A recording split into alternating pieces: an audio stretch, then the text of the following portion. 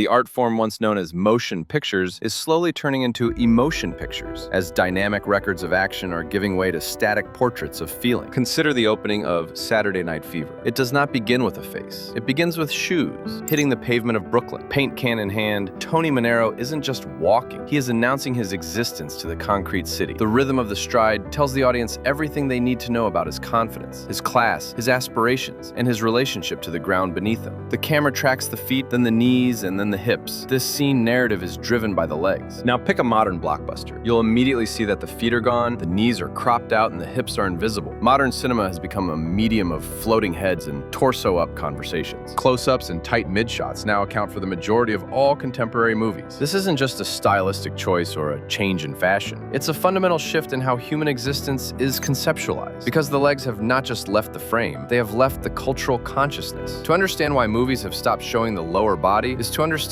what has happened to the human race. The most obvious explanation for the disappearance of legs is that they have disappeared from reality. In the age of self-driving cars and food delivery apps, our legs have become the most underappreciated relics of evolution, dangling reminders of a time when survival meant walking, running, and climbing. Cinema, even at its most fantastical, is a reflection of the physical habits of its creators and its subjects. In the era of the Searchers or Midnight Cowboy, the primary mode of human agency was locomotion. To do something, one had to go somewhere. The Western genre, the dominant myth of the mid-20th century, was entirely predicated on movement across a landscape. John Wayne's walk was not an affectation, it was a survival tool. The physicality of the body interacting with the terrain was the text of the film. But the physical reality of the modern human has changed. In walking-based societies of the past, or even in the urban centers of the mid-century, the average human took about 15,000 to 20,000 steps a day. The legs were the engines of economic value. Today, in car-dependent service economy societies, that number sits somewhere between 3,000 to 4,000. The invention of the elevator, the ubiquity of the automobile, the rise of delivery services, and the shift to remote work have effectively eliminated the biological necessity of the lower body. In the 1970s, if a character needed to confront a lover or escape a killer, they stood up and walked or ran. They physically moved through space. But today, conflict no longer requires movement. It is resolved through a device held in the hand. The fingers have replaced the legs as the primary instruments of human agency. The vast majority of modern labor, social interaction, and even warfare involves typing, swiping, or clicking rather than marching, lifting, or traversing. When a scriptwriter conceptualizes a scene today, the instinct is to place characters in chairs in cars or standing static in rooms, because that is the lived experience of the writer and the director and the audience. Life can now be lived almost entirely without functional legs, and so cinema has deemed them redundant. The purpose of watching films has shifted along with everything else. There was a time when cinema was to compete with theater, radio, and live spectacles, and filmmakers emphasized scale, distance, and the physical grandeur of landscapes. The medium lived in large rooms with large screens and large groups of people. Consumption patterns now tilt toward distracted viewing on couches, buses, and bedrooms. Streaming platforms compete not with Broadway, but with short-form feeds. Data from services like Netflix shows that most content is viewed on screens under 15 inches, and younger audiences rely heavily on phones. Filmmakers adapt by prioritizing shots that remain clear at small scales. A close-up of a face stays legible through reflections, low brightness, and half attention, while a full-body shot melts into unrecognizable shapes. Films respond by shrinking their concerns. Visual storytelling thins around the edges until only the face remains as a reliable anchor. A medium originally built for spectacle becomes optimized for pocket-sized clarity. This atrophy of movement has bled into the philosophy of performance. There has been a silent revolution in acting theory that prioritizes the micro over the macro. If you look at the physical comedy of Buster Keaton or the musical athleticism of Gene Kelly in Singin' in the Rain, the instrument of the actor was the entire skeleton. Emotion was a geometric shape made by the body in space. Even in dramatic roles like James Dean in Rebel Without a Cause or Marlon Brando in Streetcar, the anguish was held in the shoulders and the slump of the back and the restless pacing of the legs. Modern performance theory, however, has become obsessed with the topography of the face. The wide shot of a character's body language has been replaced with an extreme close-up of a tear forming in an eye or a subtle twitch of a jaw muscle. Actors are trained to channel intensity into the smallest possible surface area. This feedback loop is reinforced by the awards industry and the critical establishment, which praise vulnerability and internalization over physical expressiveness. The result is a cinema of talking heads. In films like The Whale, or even in dynamic dramas like like The Queen's Gambit, the drama is located exclusively above the neck. The body becomes a vessel, a mere plinth to hold up the face. When the camera cuts off the legs, it relieves the actor of the responsibility of acting with them. It hides the fact that many modern actors, unlike the stage-trained or dance-trained stars of the Golden Age, simply do not know how to move. They can deliver a monologue with searing eye contact, but ask them to walk across a room with the weight of their character's history in their stride, and the illusion often falters. One of the simplest reasons close-ups dominate modern filmmaking is cost. A tight shot is simply cheaper to produce. When the camera hugs the actor's face, the production no longer needs to dress an entire set or hire dozens of extras, or light a cavernous space. A single corner of a room can stand in for the whole world. The crew sets up once, locks the frame, and avoids the endless cycle of tearing down and rebuilding for wide coverage. It is rare these days for a director to win the argument that a 30-second dialogue scene deserves a full day of location scouting, set dressing, and lighting. Wide shots demand patience, rehearsal, and the right weather or natural light. But close-ups demand none of that. They are efficient, controllable, and forgiving. This economic logic fits neatly with the way blockbusters are now assembled. Many are started before the script is even finished. Rehearsals are skipped, and the film is often cobbled together in post-production. And reshoots have almost become the norm. A movie built mostly from close and tight shots is far easier to edit because continuity errors can be kept out of frame. If the background is cropped away, the seams don't show. The actor's face becomes a modular unit that can be rearranged at will. In an industry where cost and flexibility rule every decision, the close-up has become the perfect production shortcut. It saves time, it saves money, and it makes the editing process far more forgiving. The result is a cinema that privileges efficiency over expansiveness, and the legs are the first casualty of that economy.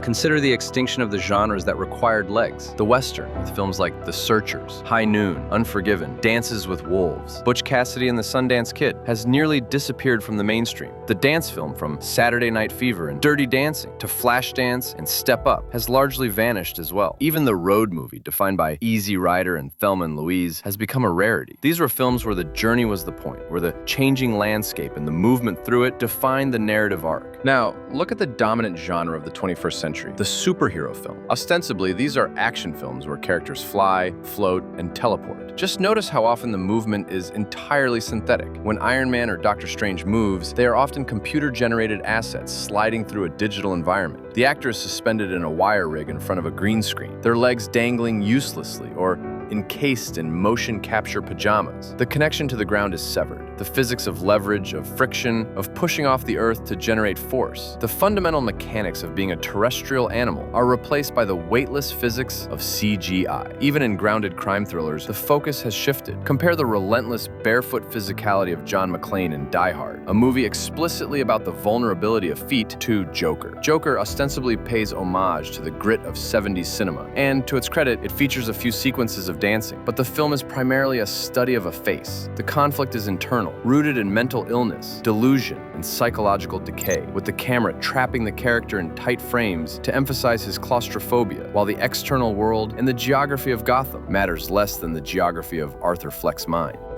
This shift from the external to the internal is perhaps the most profound philosophical change driving the amputation of the frame. Classic cinema was often about man versus nature, or man versus man in a physical space. The Searchers is about a man riding across a desert. Wages of Fear is about driving trucks over mountains. These stories necessitated wide shots. You cannot show the vastness of the American West or the peril of a mountain pass in a close-up. The scale of the human body against the scale of the world was the visual metaphor for the human condition. Modern storytelling has retreated indoors, and then further into the psyche. The conflicts are interpersonal, systemic, or psychological. In a dialogue-heavy drama like Marriage Story, the wide shot is unnecessary because the terrain being traversed is emotional, not physical. The camera moves in to catch the nuance of the dialogue. But something is lost in this contraction. When the environment is cropped out, the character is decontextualized. They're no longer a figure standing in a specific time and place. They become a floating avatar of emotion. This visual language reinforces a solipsistic worldview. If the world outside the immediate sphere of the protagonist's face is not shown, does it exist? The full-body shot democratizes the screen. It allows the audience to see the character in relation to the furniture, the bystanders, the architecture, and the weather. It humbles the character, but the close-up deifies them. It suggests that nothing in the universe is as significant as the protagonist's current feeling. It is the visual language of the selfie projected onto the silver screen.